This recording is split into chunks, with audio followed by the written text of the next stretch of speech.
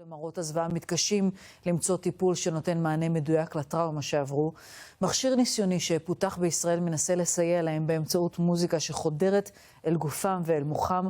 נוב ראובן הצטרף השבוע למתנדבי זק"א וניצולי המסיבות שאולי הצליחו למצוא איזשהו מרפא לנפש הכואבת. זה היה מערב. הם חיכו לנו בשיחים. ואז אחד החברים צעק לי, רימון, רימון, רימון. אתה הולך להרגיש את המוזיקה שבחרת דרך שני חושים, לשמוע את זה דרך האוזניים, ובאופן מסונכרן לחלוטין, להרגיש את זה גם דרך הידיים. ומאז אני לא יוצא לי מהראש, אני לא מצליח לתפקד, לא מצליח כלום. זה שהגעתי לפה זה כאילו מבחינתי שיא. זה קשה. בחרת שיר שבדרך כלל גורם לך להרגיש מה? לברוח. אוקיי, אז בעצם זה הולך להעצים את החוויה. אני עוד חי את 7 באוקטובר. אני מתעסק בתחום האירועים. שמחה, אתה בא לעשות אירוע לבן אדם, אתה בא לעשות לו שמח. בלי שמחה, האירוע לא יוצא אותו דבר. אני עדיין לא מספיק שמח. זה עדיין אב טיפוס שהולך ומשתכלל, אבל העיקרון פשוט. סינכרון בין אוזניות שמשמיעות מוזיקה לבין שני כדורים רוטטים שמעבירים אותה גם בתחושה ותהודה.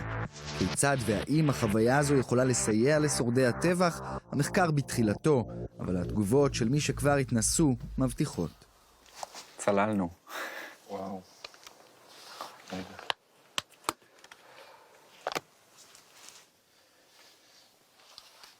יש מצב לכוס מים? בטח. אני סחרחורת. בטח. בטח. ירדה המוזיקה, אני רואה אפילו בעיניים שלך עד כמה זה מציף. כן, בהתחלה היה ממש הצפה כאילו מוחלטת, אפילו עלו דמעות וכזה, ממש הציף אותי ממש חזק. הרבה מטפלים המליצו לי לעבוד בחקלאות, והלכתי לעבוד בחקלאות, ועבדו שם כמה חבר'ה שדוברי ערבית. מהקצה השני של השדה שמעתי ערבית, ופשוט עליתי לאוטו וברחתי. עלו לי חוויות מהסיפור שלי מה-7 באוקטובר. כל מיני געגועים לחברים, זיכרונות, דברים שעברתי במהלך כל הדרך הזאת. ולאט לאט הרגשתי את הצלילה הזאת, לא יודע איך להגדיר את זה בכלל, זה בין הרדמות לערנות. הייתה קצת תחושת שחרור. החוויה נועדה לגרות את הגוף ואת הרגש דרך שני החושים. עם המחקר אני מבינה שעצם זה שמחזיקים את זה בידיים וגם יש שליטה איפה מרגישים את זה, אז יש לזה איזשהו גראונדינג אפקט. זאת אומרת, גם אם פתאום יש איזשהו טריגר או עולה איזשהו פלשבק, אז עצם זה שאתה יכול להניח או לשנות מיקום, זה נותן איזושהי תחושת שליטה.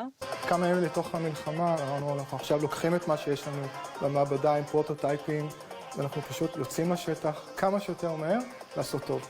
פשוט עבדנו סביב השעון במשך כמה שבועות, עד שהצלחנו להוציא משהו שאפשר יהיה ללכת איתו החוצה.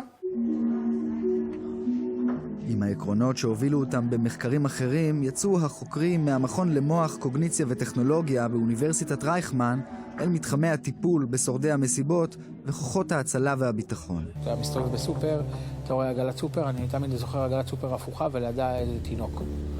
אז כל פעם שאני מגיע לסופר אני נזכר בזה. דברים שתמיד אתה לוקח איתך לכל החיים. דיברתי עם אחד החברים ואז הוא אמר לי, תקשיב, אתה חייב דחוף טיפול. אמרתי לו, איזה טיפול? אף אחד לא יכול לטפל בי. אל מול התחושות הקשות הללו של חלק מהמתנדבים שלא מוצאים מענה לקושי, מקווים בארגון שאולי דווקא האב טיפוס של החוקרים מאוניברסיטת רייכמן יאפשר הקלה מסוימת. הם הגיעו לכאן, הביאו את המכשיר, אני שמתי שיר ראשון והתמכרתי. באותו רגע אמרתי לו, המכשיר הזה חייב להיות פה, יש לי אחריות על מתנדבים ואני חייב שיהיה לי מענה לתת להם. למה דווקא זה? אני חושב שזה דבר שמאוד מאוד מחבר את המתנדבים, יכול לשחרר מהם, גם אם לא לשחרר, לפחות להציף את מה שהם ראו, ואז הם יוציאו את זה החוצה. כל דבר כזה שבאמת יכול לנתק אנשים שנחשפו לטראומות, למראות קשים, למקרי אסון, ויכול להבריח אותם אפילו לכמה דקות מהחיים הרגילים, קנית איתו למחר. I'm calling out your name.